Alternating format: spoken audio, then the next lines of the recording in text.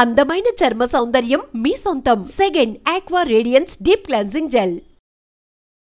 Sir ఇక్కడ చూడండి sir పురుగులు. అక్కడ చూడండి సార్. సార్ అక్కడ కూడా ఉన్నాయి సార్ పురుగులు. సార్ అక్కడ చూడండి సార్, లోపల నుంచి వస్తున్నాయి సార్. ఏంటా ఇది? మార్చిని కూడా క్లీన్గా పెట్టుకోవడం తెలీదా? మేమేం చేయగలం సార్? శవమిలా సంవత్సరాల తరబడి ఉంటే పురుగులు పట్టి వాసనే వస్తుంది. సార్ అన్ని వెల్ఫేర్ సొసైటీలకి ఇన్ఫర్మేషన్ ఇచ్చాం, వాళ్ళు ఇంకా రాలేదు. సార్ అనాథ శవాల్ని దహనం చేయడానికి ఎన్ని ఫార్మాలిటీస్ ఉన్నాయో మీకే తెలుసు కదా. గవర్నమెంట్ వాళ్ళకి తెలియజేసి పర్మిషన్ తీసుకునేలోగా తల ప్రాణం తోకొస్తుంది సార్. ఇప్పుడు ఏం చేద్దాం అంటావు? హాస్పిటల్స్ లేక అనాథ శవాలు చేరకుండా చూసుకోవాలి సార్. సార్ 3వ నెంబర్ వార్డులో ఉన్న అనాథ పేషెంట్ సీరియస్గా ఉన్నాడు సార్.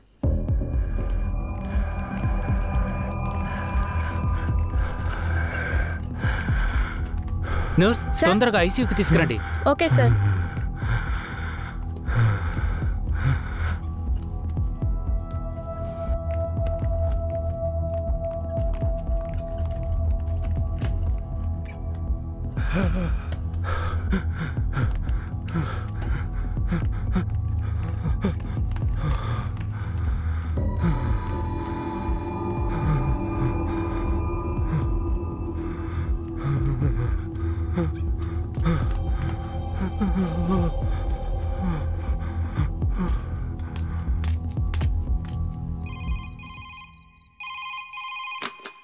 హలో సార్, పాత చర్చి పక్కన ఒక శవం ఉంది, వచ్చి చూడండి సార్. మీరెవరు? ఈ హాస్పిటల్లో ఉన్న వాళ్ళకి ఇదే పని అయిపోయింది. సీరియస్గా ఉన్న పేషెంట్ని తీసుకొచ్చి బయటపడేసి ఫోన్ చేయటం, మనం దాన్ని అనాథ శవం అని కేసు రిజిస్టర్ చేసి మళ్ళీ హాస్పిటల్కి తీసుకెళ్లి పడేయటం. ఏం బతుకాయమంది? అయ్యా ఇలాగే ఉన్నారు, ఏం చెప్పమంటారు? ఏమయ్యా హెడ్? అయ్యా ఆ చర్చి పక్కన 174 కేసు ఒకటి వచ్చింది, ఎందు వెళ్ళి చూసిరా.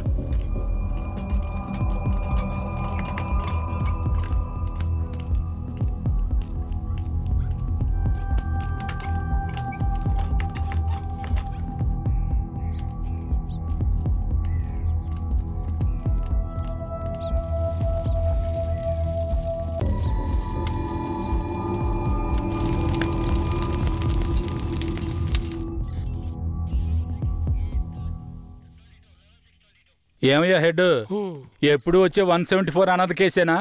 అవునవును. అనాథ సేవాన్ని తగలబెట్టి మీరు గవర్నమెంట్కి లెటర్లు రాస్తూనే ఉన్నారు, కానీ డబ్బులు మాత్రం రావడం లేదు. అరే పోవయ్యా, డబ్బు గిబ్బు వస్తుందో లేదో, అనాథ శవానికి అంత్యక్రియలు చేసామని పుణ్యమైనా వస్తుంది. హెడ్ గారు, మీలాంటి వాళ్ళు మన డిపార్ట్మెంట్కి పుణ్యం చేసినా డిఎస్పీ రఘునాథ్ లాంటి వాళ్ళు పాపమే చేస్తున్నారు. ఇదిగో చూడండి. ఎవరు? మన ఏరియా నుంచి ట్రాన్స్ఫర్ అయ్యారే, ఆ డిఎస్పీ రఘునాథా? అవునయ్యా, 5 మందిని ఎన్కౌంటర్ పేరుతో చంపేసి కనిపించలేదని చెప్తే నరసింగాపురం ఊరు వాళ్ళు ఊరికి వదిలేస్తారా? ఊరోళ్ళంతా మీడియా వాళ్ళతో కలిసి పోరాటం, ధర్నాన్ని గొడవ చేయటం వల్ల ఇప్పుడు గవర్నమెంట్ విచారణ కమిషన్ పెట్టింది. విచారణ కమిషన్ ఊరికి వదిలేస్తుందా? డిఎస్పీని పీల్చి పిప్పి చేయదు. యూటీవీ ప్రేక్షకులకు నమస్కారం. ఇప్పుడు మనం ఉన్నది నేర పరిశోధన కార్యాలయం. గత నెల రాష్ట్రంలో సంచలనం సృష్టించిన నరసింగాపురం గ్రామంలో జరిగిన కలవరంలో 2 అమాయకులైన వ్యక్తులు కాల్చి చంపబడ్డారు. మరికొందరు ఆసుపత్రిలో ఉన్నారు. ఒక అమ్మాయితో సహా 7గురు జాడ తెలియలేదు. దాని గురించి పోలీసులను అడిగితే అలా మేమెవరిని తీసుకుపోలేదంటున్నారు. ఇప్పుడు వాళ్ళు ప్రాణాలతో ఉన్నారో లేదో కూడా ఎవరికీ తెలీదు. దీని గురించి ఇక్కడున్న ప్రజల అభిప్రాయం ఏంటో ఇప్పుడు అడిగి తెలుసుకుందాం. ఏం జరిగిందో చెప్తారా? న్యాయం జరగాలనే దీనికి ఒప్పుకున్నాం. కనిపించకుండా పోయిన వాళ్ళు మా ఊరికి తిరిగి రావాలి. రాలేదో మేము ఒప్పుకోం. మా ఊరి కుర్రోళ్ళు ఇంకా ప్రాణాలతో బతుకున్నారో లేదో కూడా తెలియడం లేదయ్యా. వాళ్ళు ప్రాణాలతో తిరిగి రావాలని మేము ఆ దేవుణ్ణి వేడుకుంటున్నాం అయ్యా. జడ్జి గారు వచ్చారా?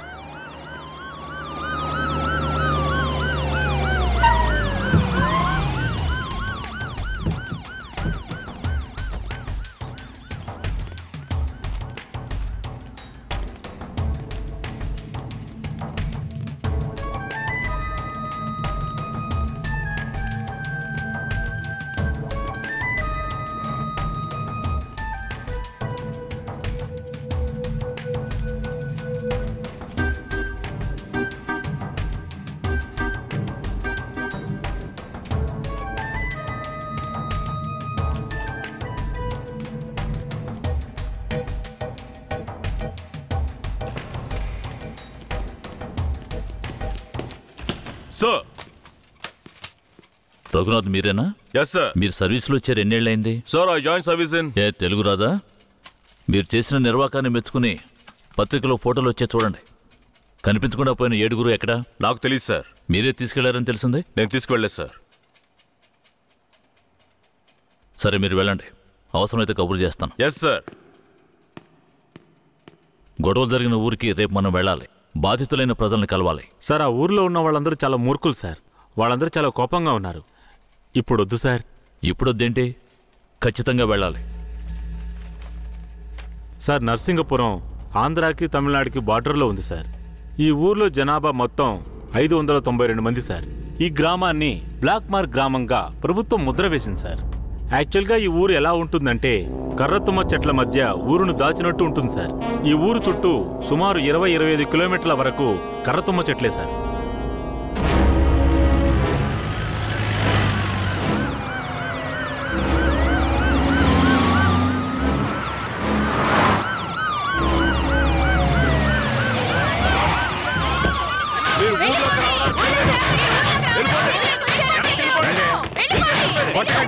కొట్టకండి, దయచేసి వినండి, ప్రశాంతంగా ఉండండి. మీకోసమే మన జడ్జి గారు వచ్చారు. దారి వదలండి, లోపలికి వెళ్ళాలి. అయ్యా, ఈ దుర్మార్గులైన పోలీసుల్ని ఊళ్ళోకి రానివ్వకండి అయ్యా. నా కొడుకుని మనవల్ని లాక్కుని పోయారు. ఇంతవరకు ప్యానల్తో ఉన్నారా లేదో తెలీదయ్యా. మీరే న్యాయం చేయండి అయ్యా. మీరు భయపడక్కర్లేదు. అందరూ కాస్త ప్రశాంతంగా ఉండండి. మీకు ఎలాంటి భయం అక్కర్లేదు. సాధ్యమైనంత త్వరగా విచారణ జరిపి వాళ్ళ ఆచూకీ కనిపెడతాం. నాన్నెక్కడని అడిగి నా బిడ్డకి ఏమని సమాధానం చెప్పమంటారయ్యా? మీరు మా మేలు కోరేవారైతే మా అందరికి ఒక పరిష్కారం చూపించి మీరు లోపలికి వెళ్ళాలయ్యా. లేదంటే అమ్మా, కాస్త ఓపిక పట్టమ్మా. ఊర్లోకి రాకూడదు, అంతే కదా? అవునా?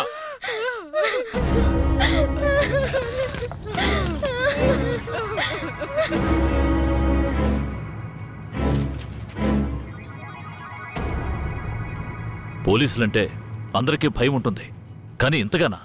ఊరంతా భగభగ మండుతోంది. అంత దారుణం ఏం చేశారు? ఎంతమందిని చంపారు? అది కాదయ్యా, గొడవ జరిగినప్పుడు ఆ ఊరు వాళ్లే పోలీసుల మీద నాటు తుపాకీలతో కాల్చారు. తర్వాత వాళ్ళని భయపడడానికి పోలీసులు మోకాళ్ళ కింద కాల్చినప్పుడు గురితప్పి 2-3 చచ్చిపోయారయ్యా. కనిపించకుండా పోయిన 7 ఏమయ్యారు? వాళ్ళు కర్రతుమ్మ చెట్ల పక్కనో లేక తమిళనాడు బార్డర్లోనో దాక్కుని ఉంటారు. దాక్కుని ఉంటారా? అందుకే ఊరంతా అలా గగ్గోలు పెడుతోందా? ఎందుకయ్యా అబద్ధాలు చెప్తారో? ఆ ఊరు గురించి అన్ని విషయాలు నాకు తెలియాలి. పూర్తి వివరాలు తెలిసిన వాడిని తీసుకురండి. మీ పేరేమిటి? నా పేరు రామూర్తయ్యా. మీరక్కడ ఏ సంవత్సరంలో పనిచేశారు? 1980లో ఆ ఊర్లో డ్యూటీ చేశానయ్యా.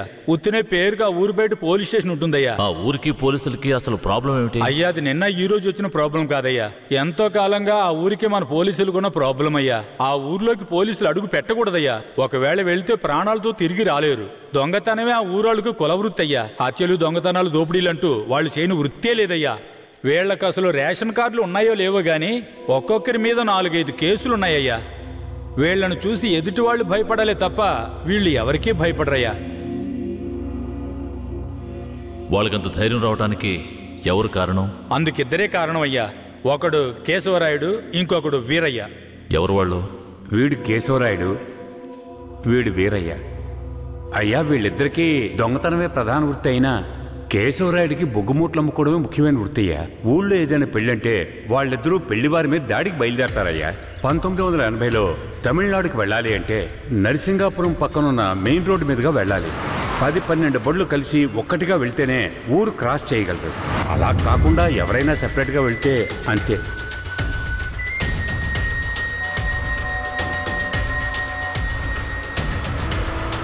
ఆగండి, ఆపండి, ఆపండి.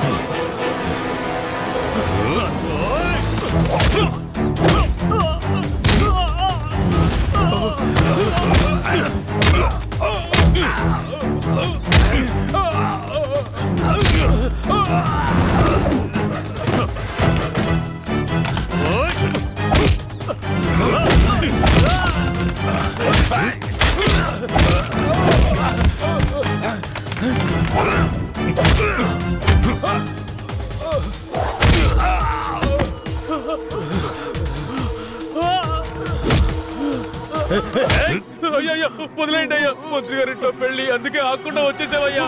అయ్యో వదిలేయండి అయ్యా. అయ్యా వదయ్యా.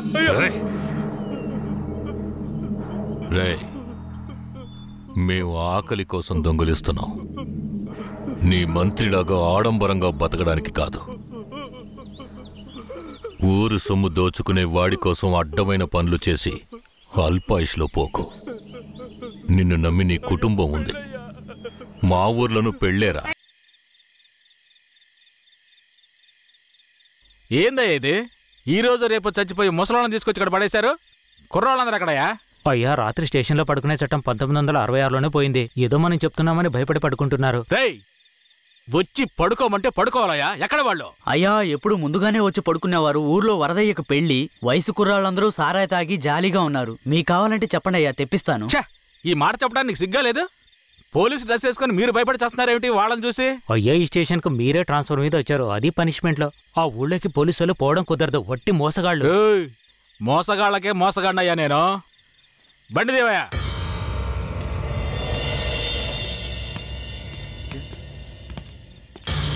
ఏంటి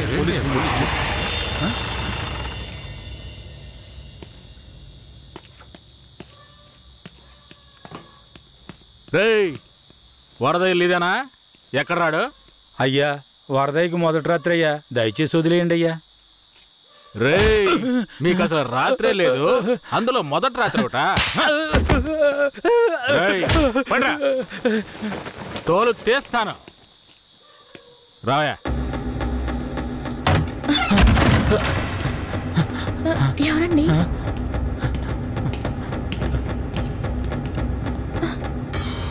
ఏంట్రా నువ్వు?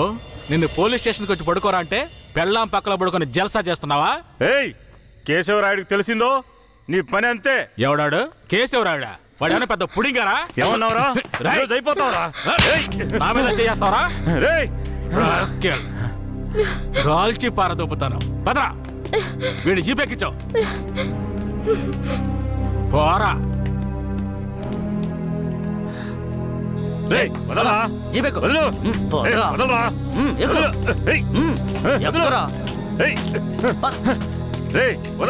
చేతులు పెట్టరా.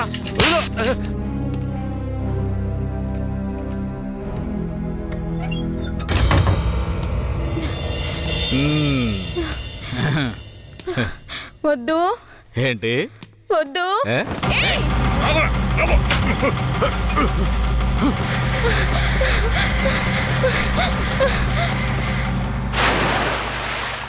అయ్యయ్యో, వరదయ్య పెళ్ళం బావిలో పడిపోయింది. అయ్యయ్యో, వరదయ్య పెళ్ళం బావిలో పడిపోయింది. అందరు రండి, వరదయ్య పెళ్ళం బావిలో పడిపోయిందయ్యా. త్వరగా.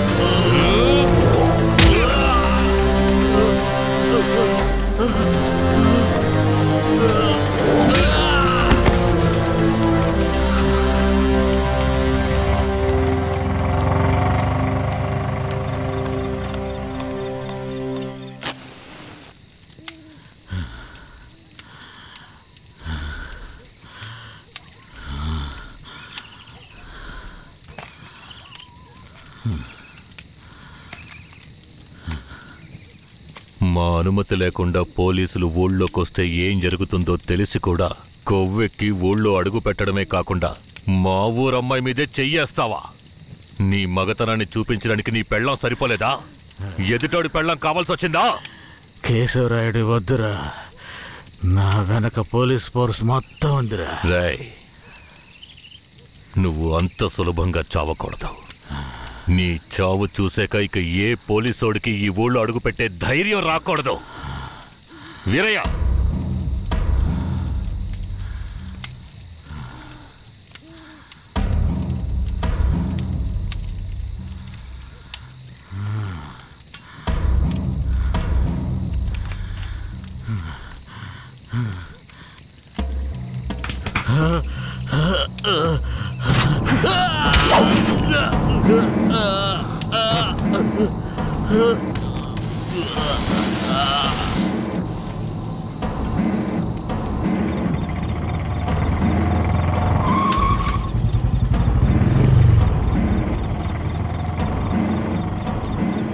వెంకట్రాయుడు మర్మాంగాన్ని కట్టేసి పొట్లం కట్టి పోలీస్ స్టేషన్ ముందు పడేశారయ్యా.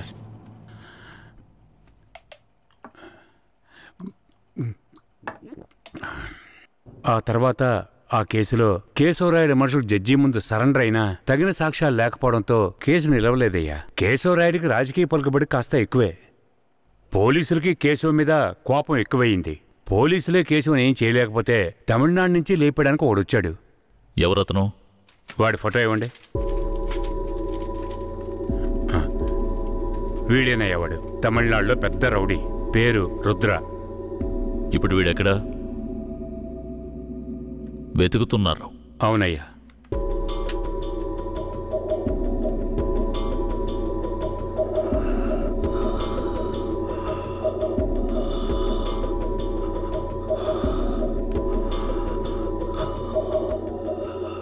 నర్స్, తొందరగా ఐసీయూకి తీసుకురండి. తలెత్తమ్మా.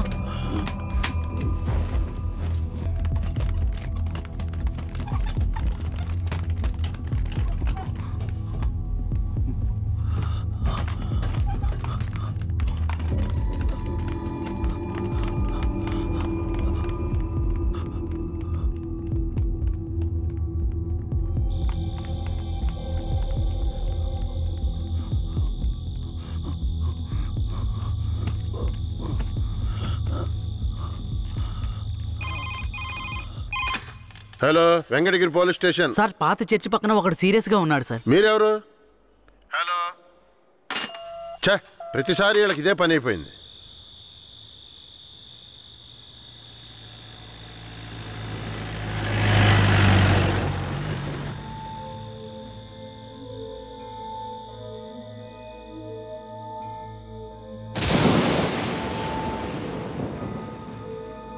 కిట్టయ్య, రారా, పైకి రా.